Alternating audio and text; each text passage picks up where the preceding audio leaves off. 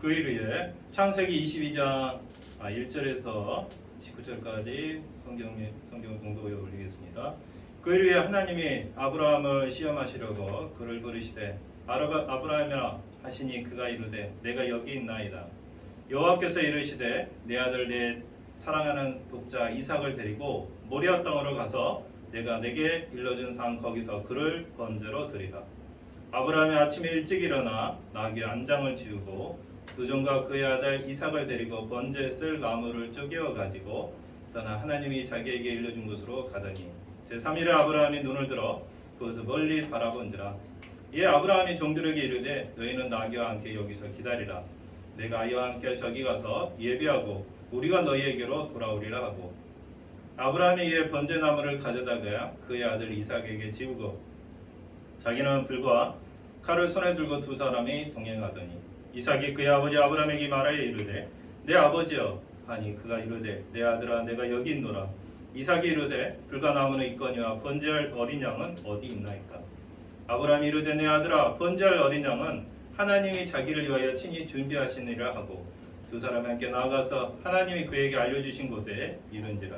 이에 아브라함이 그곳에 제단을 쌓고 나무를 벌려놓고 그의 아들 이삭을 결박하여 제단 나무 위에 놓고 손을 내밀어 칼을 잡고 그 아들을 잡으려 하니 여호와의 사자가 하늘에서부터 그를 불러 이르되 아브라함아 아브라함아 하시는지라. 아브라함이 이르되 내가 여기 있나이다 하매 사자가 이르시되 그 아이에게 내 손을 대지 말라. 그에게 아무 일도 하지 말라. 내가 내 아들 독자에게까지도 내가 아끼지 아니하였으니 내가 이제야 내가 하나님을 경외하는 줄을 아노라. 아브라함이 눈을 들어 살펴본즉 한 순양이 뒤에 있는데 뿔이 수풀에 걸려 있는지라. 아브라함이 가서 그 순양을 가져다가 아들을 대신하여 번제로 드렸더라. 아브라함이 그 땅 이름을 여호와이리라 하였으므로 오늘날까지 사람들이 이르기를 여호와의 산에서 준비되리라 하더라. 여호와의 사자가 하늘에서부터 두 번째 하나님을 불러 이르시되 여호와께서 이르시기를 내가 나를 가리켜 명사하노니 내가 이같이 행하여 내 아들 독자도 아끼지 아니하였은즉 내가 내게 큰 복을 주고 내 씨가 크게 번성하여 하늘의 별과 같고 바닷가의 모래와 같게 하리니 내 씨가 그 대적의 성문을 차지하리라. 또 내 씨로 말미암아 천하 만민이 복을 받으리니 이는 내가 나의 말을 준행하였음이라 하셨다 하니라. 이에 아브라함이 그의 종들에게 돌아가서 함께 떠나 브엘세바 이르까지 거기 거주하였더라. 아멘. 아멘. 오늘 창세기 22장 1절에서부터 19절 말씀까지는 아브라함이 하나님의 여호와의 명령에 따라 이삭을 바치는 것이었습니다. 여러분 이삭은 아브라함에게 어떤 생명이었습니까? 아브라함 사라가 그렇게 간절히 원하던 그런 아들이었습니다. 그 아들을 하나님 여호와께서는 바치기를 원한다는 것입니다.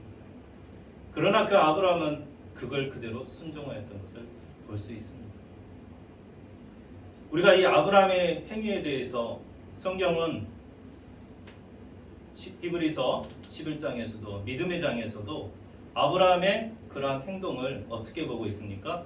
바로 죽음을 생명으로 살리시는 바로 부활의 하나님을 얘기하고 있습니다. 또 야고보서 2장에서는 그 믿음의 행동을 어떻게 합니까? 아브라함의 행동은 믿음의 결과로 보여진 증거라고 보고 있습니다. 아브라함의 믿음은 말로만 하는 믿음이 아니었습니다. 행동으로 나타내어 보이는 행동의 결과로 보여지는 바로 믿음이었던 것입니다. 유대인들이나 우리 성경에서 왜 아브라함의 언약을 우리가 예수 그리스도의 언약까지 이어서 보는 이유는 바로 아브라함의 이러한 신실함이 있었기 때문입니다. 아브라함이 과연 하나님께서 이 아브라함을 통해서 진정으로 이러한 이삭의 바침을 원하셨는데 그 이유가 뭘지 우리는 궁금합니다.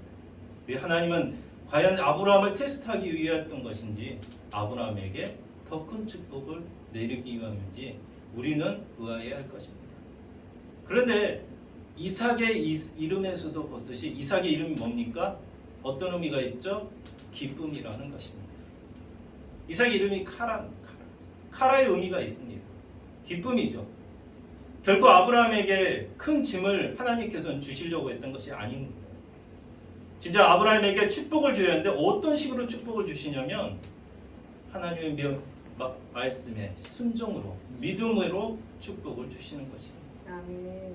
하나님은 기쁨이신 것입니다. 하나님은 절대 절망과 좌절이 아니시라는 것을 바로 아브라함을 통해서 보여주시는 것입니다.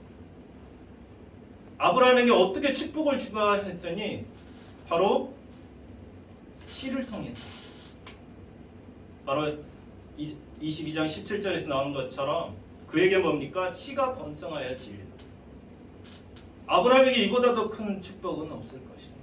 아브라함을 통해서 믿음의 조상이 되어서 그가 진정한 믿음의 본이 되어지는 것이죠. 진정한 그 자손이 바다의 모래같이 많은 것처럼 그 씨가 번성하려는 것입니다. 여러분, 우리는 이 아브라함의 이 씨에 대한 것을 우리가 예수 그리스도에 대한, 어떻게 보면 그분이 오실 것에 대한 예언이라고도 볼 수 있는 것입니다. 구약은 어떻게 보면 예수 그리스도가 오시는 그 그림자인 것입니다. 예수 그리스도가 이 땅에 오셔 진짜 부활이고 생명으로 그들에게 다가갈 것을 진정으로 많은 믿음의 사람을 통해서 보여주고 있는 것입니다.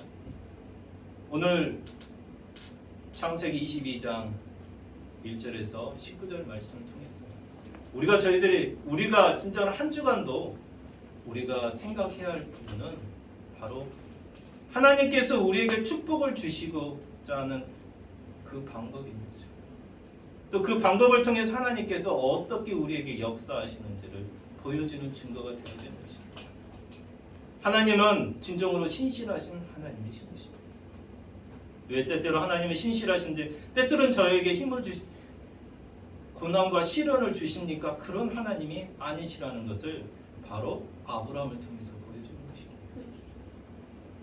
겉으로 보여있는 하나님, 그러나 진정으로 하나님이 이루고자 하는 그 뜻은 우리가 때로는 헤아릴 수가 없는 거죠. 때로는 어려움에 부딪히다 보면 진정으로 그런 하나님을 원망할 수도 있다는 거죠. 아브라함은 절대 원망하지 않았습니다. 아브라함은 절대 굳게 믿었습니다. 종들에게도 말하잖아요. 아브라함이 내가 예배하고 다시 아들과 돌아오리라는 그 믿음을 가지고 있었던 것입니다. 여러분, 우리에게 믿음이 있죠. 진짜는 저 천국에서 우리가 다시 만날 그날을 꿈꾸는 믿음이 있는 것입니다. 이 땅의 삶이 전부가 아니라 우리에게는 진정으로 천국의 삶이 또 기다리고 있는 것입니다. 예수 그리스도는 진정 그러한 천국의 길에 십자가를 통해서 우리를 구원해 천국으로 인도하신 하나님이신 것입니다. 저와 여러분이 진짜 예수 그리스도를 믿어 이 땅에 사는 삶이 끝이 아니라 시작임을 우리가 믿어야 할 것입니다. 아멘.